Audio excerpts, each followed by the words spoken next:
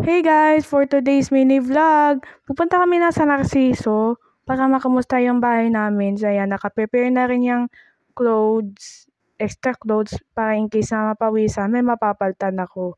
Alam mo na, uso na ang sakit ngayon. 8 hours sa CPD.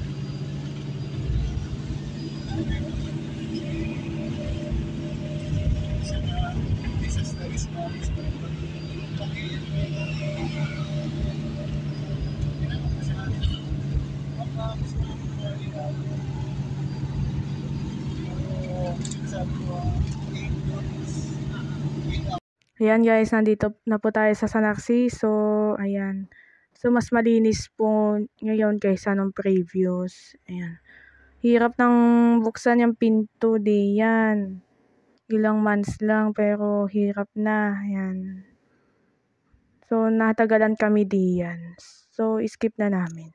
Ayan na po, papasok na po tayo sa loob. Ayan. So, ayan, maganda din ang hitsura pero syempre nadudumihan din kapag walang tao kahit sarado ang pinto at bintana. Ayan.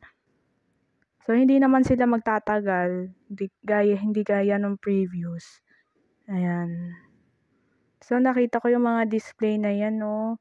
Ang ganda. Ayan.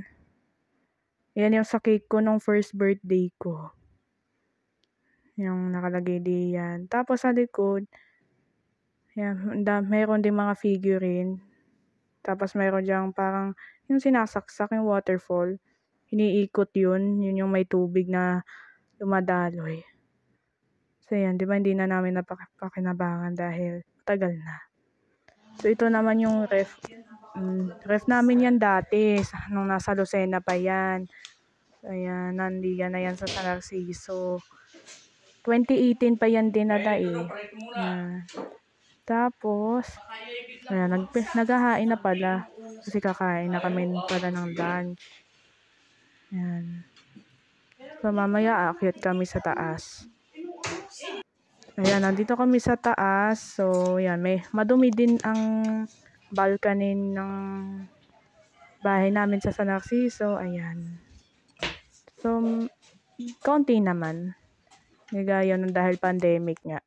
So, ayan, may kukuha din siya ng damit para kay Nariri. Grabe, ang tagal na pala yan damit ng kuya ko. Yan, may chicken, oh. Ganda ng view. Yan, napinturahan din yung bintana na yan, na bakal. Yan. Luksan ko yung ilaw para mas makita. Ayan yung mga napagliitang kong damit. Yan, yung cut na yung sequence. Ako pa yung bumili nun. Yan. Tapos, ito hindi pala nabubuksan. Yan yung kwarto namin na tinutulugan. Ayan o.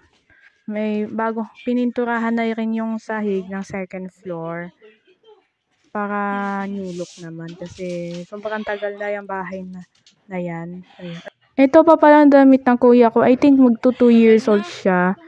29 years na yan. Pero okay pa rin. Hindi pa rin manipis. Ayan, bye-bye!